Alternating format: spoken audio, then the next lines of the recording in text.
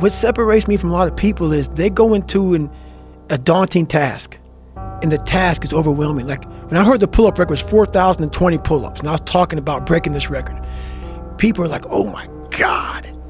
I went right to a pen and paper. They go, what are you doing? I'm doing the math, man. What are you talking about? I'm open-minded to the fact that, okay, if I do 5 pull-ups in a minute for so many hours, I can get so many pull-ups in. How much time do I have to rest? I was breaking the math down. You have to be open-minded to the possibilities that I can do this. Once you shut your mind down to the possibility that it can be achieved, there's no way it can happen. So that's why my eyes and my body light up about things, because I know that if you're in a fight, you have to attack. You have to keep attacking. The enemy has to know he is not going to give up. You must break the soul of whatever the fuck is in front of you. That's what I realized. I was never breaking the soul of anything in front of me. So that's why I came up with the thing called Taking Souls in my book. I started to devise ways to break a soul of a human being, of an object, of whatever's in front of me. If you keep on attacking something, nothing wants to stand in front of anything that is relentless. Nothing. The Taking Soul part of the book is really interesting because you talked about like the mind shift that you had when you were in Buds. Yes, sir. Yeah, that's an intense part of the book. It is. That's when a lot of stuff started clicking, man. I started watching those instructors on the side because there's 3 shifts. There's 8 instructors, 3 shifts. Because the guys going through Hell Week, they're up all day and all night for 130 hours. This is the promised land of mental hardening for me. I love this place. And you have the instructors who they've been there, done that. Now they're instructing you. So they do their 8-hour shift. They have their parkas on. It's usually cold, coffee, drinking their coffee, and they're beating the crap out of us. And when I started realizing, I started playing mind games. And I was like, you know what? I bet these fuckers are looking at us, judging themselves about when they were going through Hell Week. And they say, I'm looking at Goggins right now. I was better than him.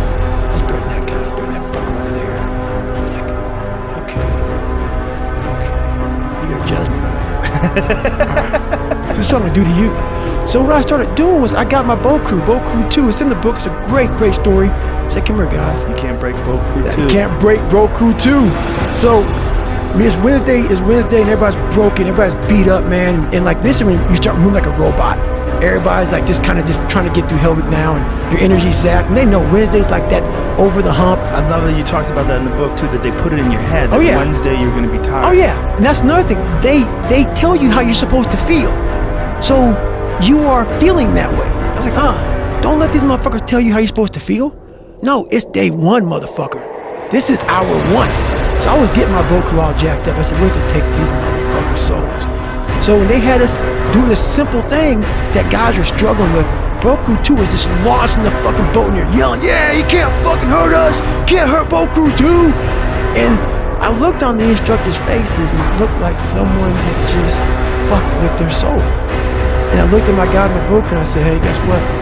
Those motherfuckers aren't fucking tonight. We own space in their fucking head. We own space. They're gonna think about us tonight. They're gonna think about how the fuck. Killing boners. That's right, charging. And we start fueling off of that. We start fueling off the fact that, man, it takes 1 second of energy to steal everybody's. And then you have all the energy you need. That's all you need. You need to look at someone's eyes. You know how it is when you fight somebody, you broke that motherfucker. He's like, oh God, man, I don't want to go back to the next round. And you feel like, my God, I can fight all day. I can fight all day long. That's what taking souls is. But you have to have the will, the heart, the courage to go that distance when you're exactly jacked up. You have nothing left to give and give more. That is an interesting thing about the mind, is that you can find inspiration, and when you find inspiration, when you get charged up, all of a sudden you have energy. That's right. That's right. It's weird. I talk about in the book also is about I learned how to control my adrenals. If you know how you get that fight or flight response when you get to move real quick. Yeah.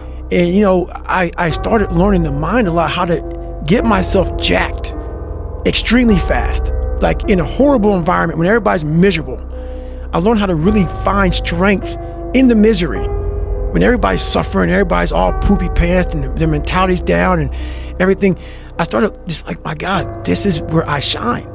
And I started using all that misery for tons and tons of drive and motivation to then lead people further. Because you can get a lot of power through misery. And once people see that, my God, Goggins is fucking going, then everybody says, Roger that. Let me get my shit and go too. So I started realizing that if you can just find strength just a little bit longer, you will have a crew of people following you along the way.